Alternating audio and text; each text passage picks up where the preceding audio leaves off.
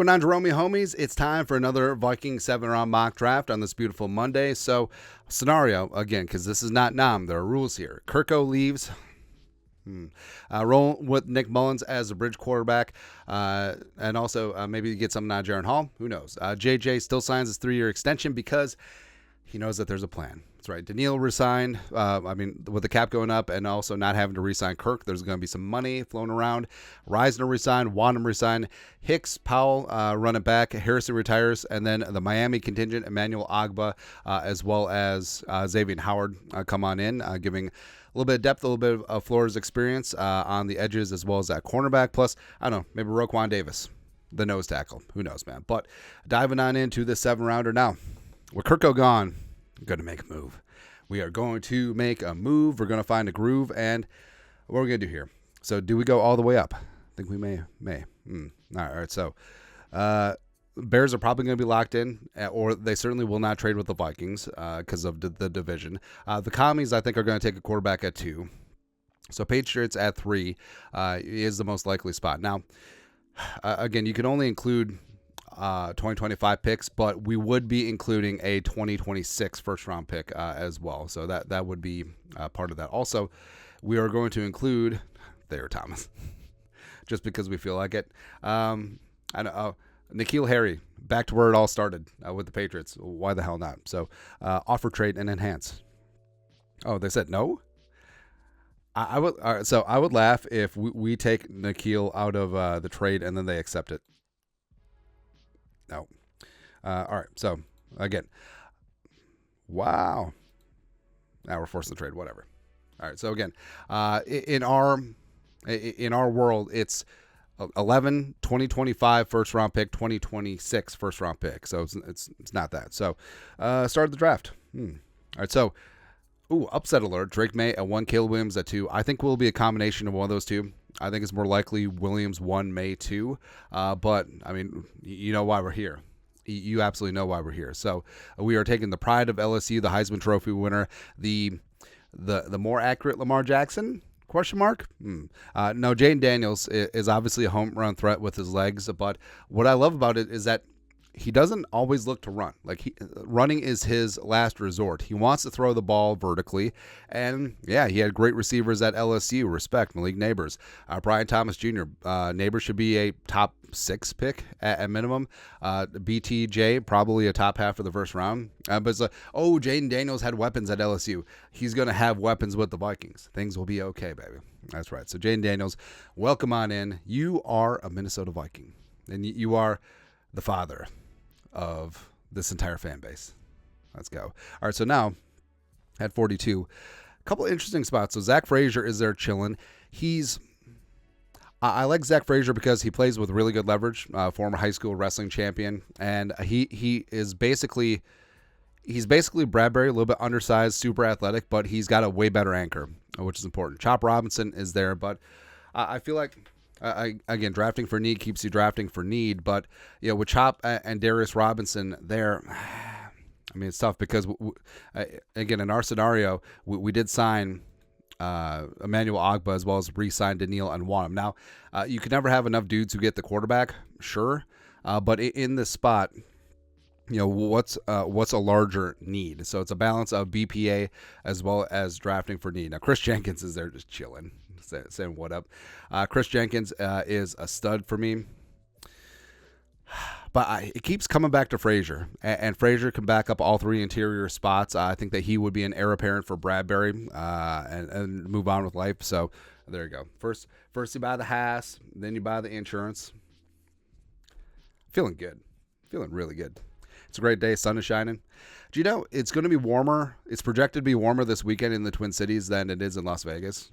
It's crazy, man. All right, so now Leonard Taylor III is there chilling. That would be fantastic. Actually, let's look at all the interiors. All right, so Christian Boyd is the guy that we always take. Mekhi Wingo, Jordan Jefferson, Justin Rogers. Evan Anderson is the guy that we like taking late as a true blue nose tackle. McKinley's would be great too. All right, so in the spot, LT3 would make a ton of sense, but I just want to see what else is on the board. Estime is there. Anea Smith. Mo Kamara, Braylon Allen. Yeah. All right. So we're going to take Leonard Taylor III, where I feel like his best football is ahead of him. And I do like the skill set that he brings to the table. I think he certainly brings a little bit of heart and hustle to the middle of that Vikings defensive line. So I'm good to go. I'm good to go there. Let's see here. I think Malik Washington is super slept on. I think that, could Washington be, the mid-round super sleeper receiver this year? Sure. Ben Sinnott from Kansas State. Doesn't really bring much as a blocker, but in terms of being a move tight end, yes. Kalen King has a lot of upside at corner.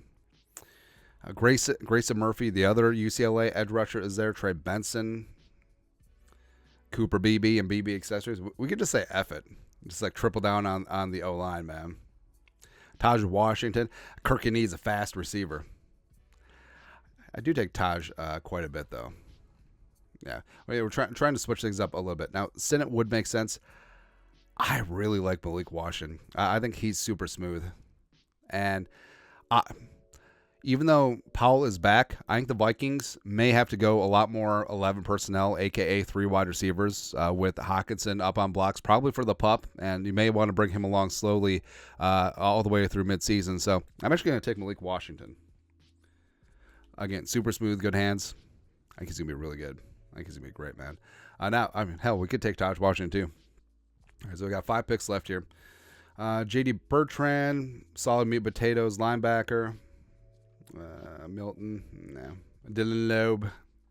Let's do it. All right, I'm taking Dylan Loeb. Or I understand like the easy comparisons are Christian McCaffrey, or like Rex Burkhead, or like Travis Jervey. Or now, I feel like he brings it. He's a bit like James White, even though he's a stupid Badger. Like James White should have been the MVP in 28-3. Just a solid running back, especially as a pass catcher. A little bit of shiftiness in the open field. I love that. Love that a lot, man. All right. I mean, Taj Washington is just there laughing at us, man. Wingo is certainly there, too. Nugent. Dylan Johnson, I love a lot. Let's look at the running backs, because we could go Isaiah Davis later on, because we got 4 picks left. I think that's what we'll do. Maybe Gore, maybe Davis.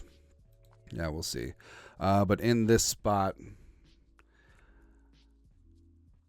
I mean, Miles Murphy is really good, too. Cedric Gray is great. Jaheim Bell. How did Jaheim Bell? All right, so Jaheim Bell had himself a great Senior Bowl. I think picking him up in this spot is great for tight end depth, especially if the Vikings don't find a way to re-sign. What's his face? Although I think they'll be fine. Cedric Gray.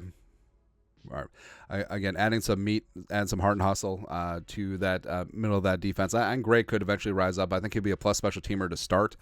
Maybe he'll work his way alongside a Pace long term. It's possible. Let's see here. Keegan Henderson. Brendan Jackson, we always take. Brendan Jackson's a stud, though. I love Brendan Jackson. Javion Cohen, former Alabama offensive lineman. Cephas. Actually, we're just going to take who we want. That's what we're going to do. All right, so now we're going to take Evan Anderson. Maybe a little bit overdrafting at 179, but we want to secure his services. Nose tackle, baby. All right, so he and LT3 are going to be great. And then Isaiah Davis is the hammer. I kind of like this how this draft turned out. Even though you could say, well, you drafted 2 running backs. Yes, fully understand that. 2 completely different styles of play. So again, our scenario, Kirko, Levo, JJ extended, Reisner, Daniil, Wanham, Hicks, Powell resigned, Harrison retires, Agba and Xavier Howard brought in as open free agents. And then the Vikings. So again, the trade actually is 3 first-round picks. Go get Jaden Daniels. They got Zach Frazier, interior offensive line depth. Fits in with the outside zone type mold, but also way better leverage, way better ass, way better anchor than Bradbury.